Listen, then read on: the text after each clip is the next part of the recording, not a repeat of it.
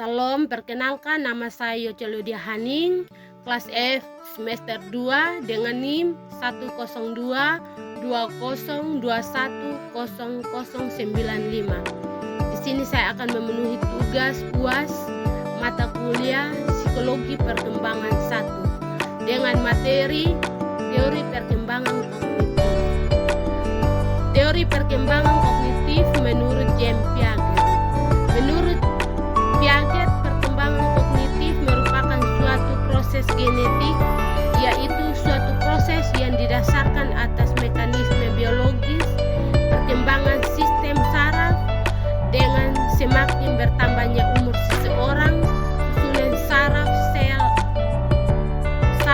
semakin kompleks dan semakin meningkat pula kemampuannya. Berikut tahap perkembangan kognitif menurut James Piaget.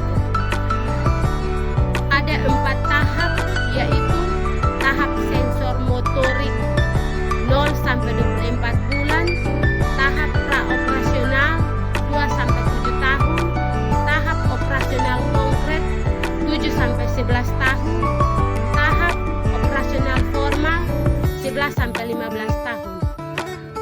Pada tahap sensor motorik, kemampuan bayi terbatas pada gerak, refleks, dan panca indera.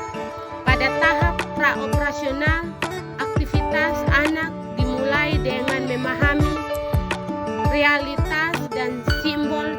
Cara berpikir anak pada pertingkat ini sifat tidak sistematis, tidak konsisten dengan logis.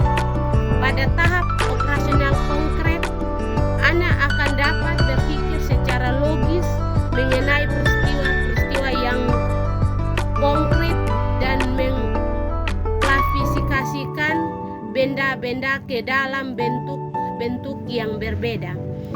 Pada tahap operasional formal, anak telah mampu secara abstrak dan mengembangkan hipotesis dengan logis.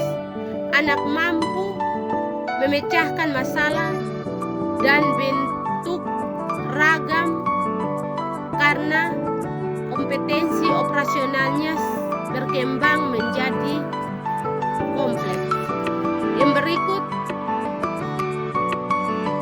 konsep perkembangan kognitif menurut James Piaget. Konsep menurut perkembangan James Piaget adalah bahwa kecerdasan berubah seiring dengan pertumbuhan anak. Seorang anak bukan hanya tentang memperoleh pengetahuan, anak juga harus mengembangkan atau membangun mental. Yang berikut teori perkembangan kognitif menurut Lev Vygotsky. Menurut Vygotsky, pengetahuan anak yang diperoleh melalui kegiatan interaksi sosial antara individu dengan individu atau individu dengan kelompok dan dalam suatu lingkungan. Yang berikut implikasi perkembangan kognitif dalam dunia pendidikan. Implikasi dalam dunia pendidikan adalah tekanan pada keaktifan peserta didik, melibatkan partisipasi peserta didik, belajar aktif, dan guru berperan sebagai fasilitator pengetahuan maupun memberikan semangat belajar, membimbing dan mengerahkan peserta didik. Guru harus mampu menghadirkan materi-materi pembelajaran PAIA yang membawa peserta didik kepada suatu kesadaran untuk mencari pengetahuan yang baru. Demikian dan terima kasih.